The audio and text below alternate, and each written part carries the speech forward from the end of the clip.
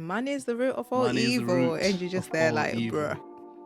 Are we still saying that in this 2022?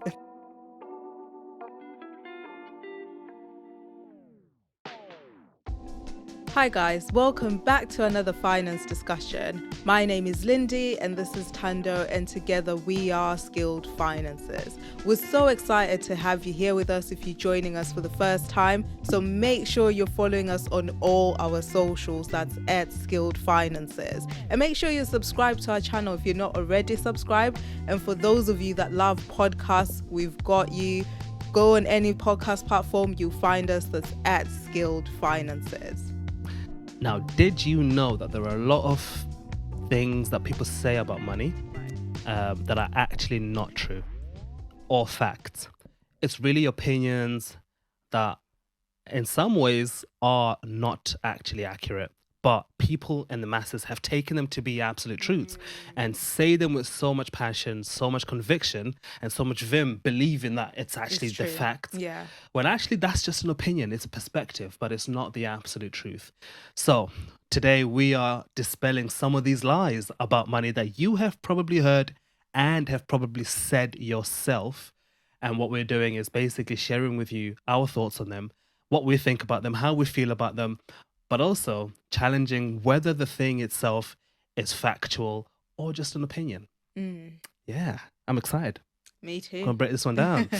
So, right off the gate, we're starting off hot. We're not even holding back punches with this one. The first one that you've probably heard and have probably said yourself is that money is the root of all evil. Oh, yeah.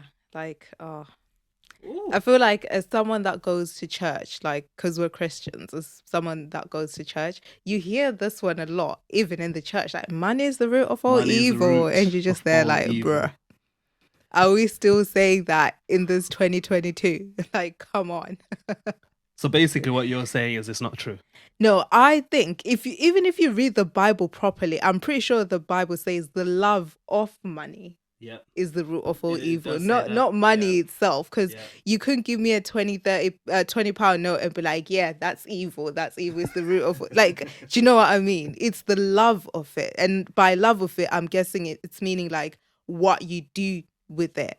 So yeah, you're right with that, right? So money is the root of all evil is clearly a misquote. Yeah, it's misquoted from the Bible. Yeah. And for those of you who aren't Christians or don't read the Bible, that's okay. But it's the Bible is a collection of books, and so one of the books is called First Timothy. Yeah. And in that book that's called First Timothy, it's really a letter that this guy called Paul is writing to this other guy called Timothy, almost like a mentor writing a letter to a mentee. That's kind of the situation here. And as part of that letter, in the 6th chapter, that's where he starts to talk about money.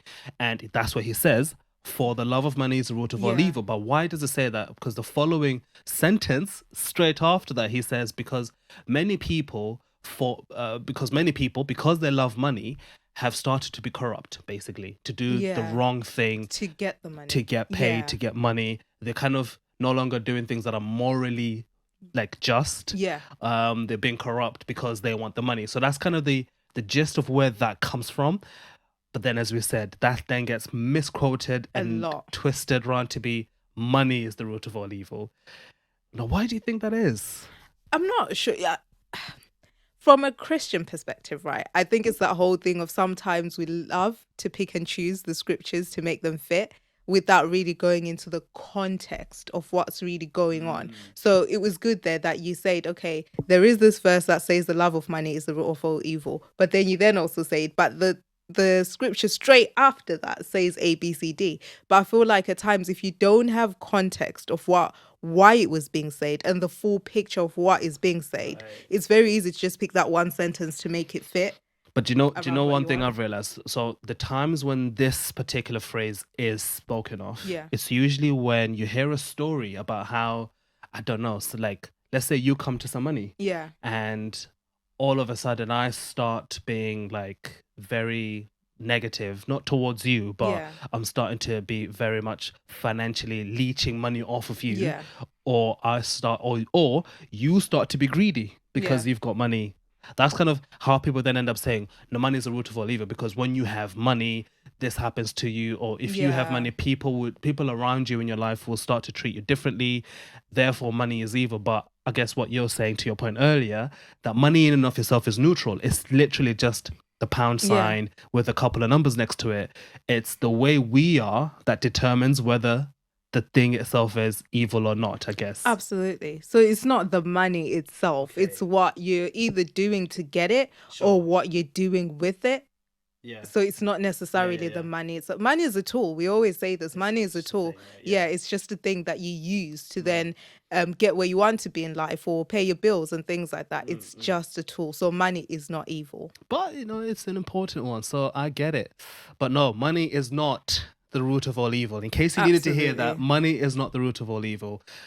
So it's neither good nor bad. It's really what you do with it, if you think about it, that then makes it good or bad. Which then means you're the one who's either the root of all evil or not. Now I'm going too deep with this. Let me come back.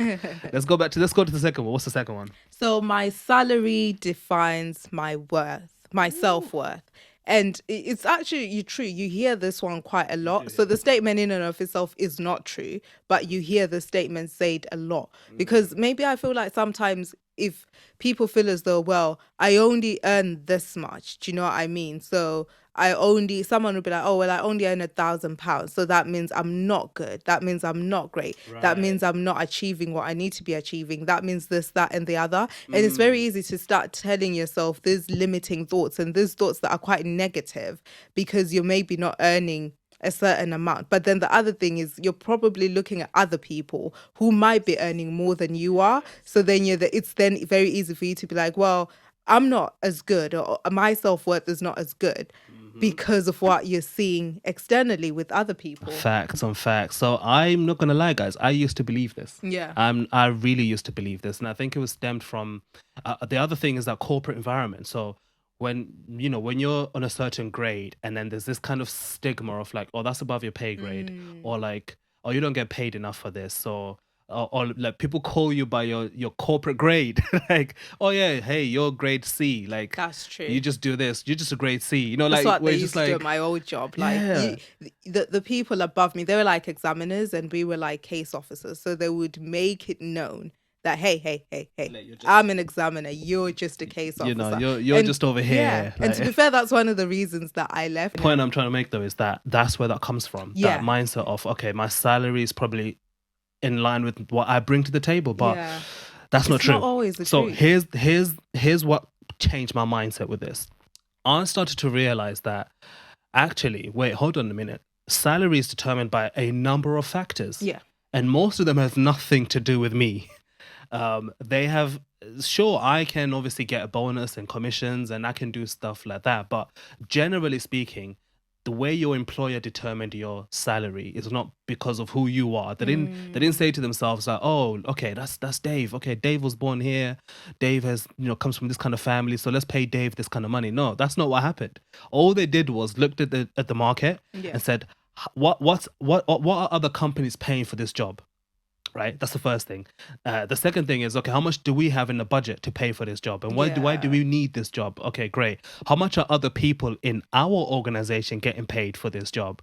And then they kind of put a figure around those different things. Obviously, there's other things around that, but you can already see that's got nothing to do with you. That basically means anybody who ends up at your job will get paid around that kind of number.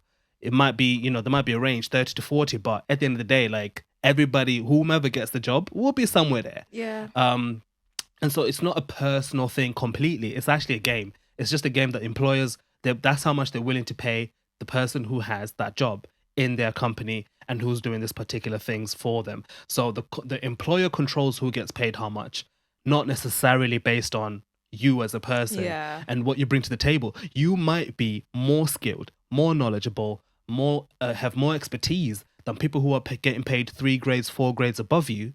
But that's just, now we're talking about confidence, now we're talking about other things. But your salary, that's got nothing to do with your self-worth. That's just how much your employer is willing to pay somebody who has your job. Absolutely. So that's that one. So that's definitely not the truth. So the next one. The next one is, I'll start giving others when I'm rich and wealthy. Okay. And yeah, I get this one. I get why someone might think that, because you're thinking, oh, I need to hold on to everything that I have. Or maybe I don't have enough, so I'm going to hold on to what I have. But generosity is it's a habit, Okay. and it's like a way of life. Mm. You don't have to wait until you're rich to give, Mm. because sometimes it may mean, do you know what? I'm going to work. I'm not the richest of rich. I don't earn millions per year or whatever. But there's a homeless man outside Greg's. I'm just gonna buy him like a steak bake.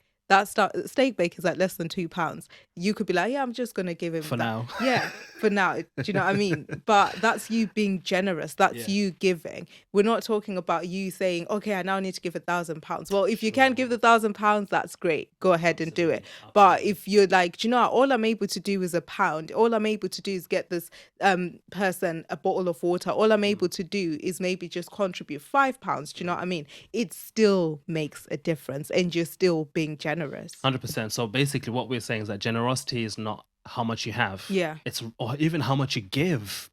It's really just the act of giving. Yeah. And the other thing, we mentioned this earlier, that money in and of itself is A tool. neutral, Yeah. but it's a tool, and it's like energy. Your money is like a means of exchange of sorts. So in that way, you can also think of it in a sense like, when it comes to generosity, you can give your energy, called money, but you can also give your time. Right. You could also give your attention. You could also give your skills. You could also give your knowledge. Like, there are so many things that you can give. And I think that there is this thought that when I will give, I'll become generous financially when I have got money. But then that's literally like saying, I will only teach people around me once I've read all the 50 million Yeah. books in the world. Like, no, you think about it. Like, if you're a giver, generally speaking, you're going to be the kind of person that's happy to give your time, happy to give your knowledge, happy to teach somebody your skills, and equally happy to give somebody £10 or £100 if they needed it. So yeah, generosity is a mindset. So Yeah, we'd definitely. encourage you to adopt that mindset if it's something that you currently don't have, because there's so many benefits around generosity, and we might talk about that in a separate discussion. But definitely, generosity is not about how much you give. It's really about the act of giving. Absolutely. Yeah. So the next one's an interesting one that I hear quite a lot, which is money doesn't buy happiness. It, I find that this is really interesting, right? Because I used to feel like this, like, oh, Okay. money doesn't buy happiness and stuff like that. But I think to a certain extent, it does, because you can use money is a tool. You can use it to do things that make you happy. Exactly. Right. So, for example, we've all been like stuck in our houses for the longest time, and I'm sure we could all use holidays. And for some, it's more of a mental health thing, where it's like, for the sake of my mental health, because I've been cooped up in this country, in this house for so long, I need to just get away, just getting away to be like in a different space. And a lot of times when you're in a different space, it does you some good. So, I need to use money to pay for the holiday, and Right. that alone will make me happy, and it will help my mental health. So that's why I'm saying this statement, I don't always agree with it because of things like It that. is a tricky statement. I'm not gonna lie, this one's a tricky one, because on the other side of things, the times when I do hear this one a lot is when people are kind of giving the illustration of rich people who are Yeah. depressed, or people who have money but are very unhappy, unstable, etc., etc. So then they use the term, money doesn't buy happiness. You don't Yeah. need money to be happy. And I think there is truth in that you don't need money to be happy, 100%. But equally speaking, money can buy happiness, because, as you've said, if going away on holidays makes you happy, well, listen, as much as it makes you happy, you need money to go away. Yeah. Like, That's that's the true. thing, right? And as much as eating good food makes you happy, You need the money you for it. need the money to eat good food, whether that's eating at restaurants or buying the food to cook yourself, or whatever the case is. So I think this is a tricky one. This is probably the only one I've on the list. I'm not sure whether to say yes or no to this, but I definitely think that there is an idea or a narrative sometimes that's pushed to say money doesn't buy happiness, almost as a way to promote or to highlight that you shouldn't want money, Yeah. or like you shouldn't be ambitious to get money because it doesn't buy you happiness. It's almost like this excuse or this reason that people are using to kind of say, you know what, I don't have money, but it doesn't buy happiness, it's okay. Or no, I don't think you should be going after money because it doesn't buy happiness anyway. It's that's kind of the negative Yeah, narrative that's that I true. really hear it from. So in that perspective, yeah, disagree. Money does buy you happiness because you can buy the things that make you happy. But then at the same time, yes, don't measure happiness based on how Based much on you how have. much you have. So Yeah. it's a 50-50 one on this one. Yeah. But that's this one, 100%. But these are just the money truths that we've come across. I'm sure there's more that you've heard, Yeah. and there's more that we would have loved to dive deeper into. But we are so interested to know in what you think about one of these. Which one do you agree with? Which one do you disagree with?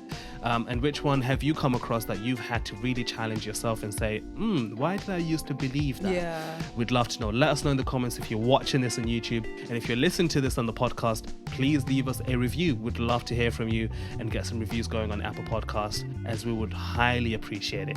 Okay, this has been fun, and we can't wait to see you guys soon. So we will see you soon.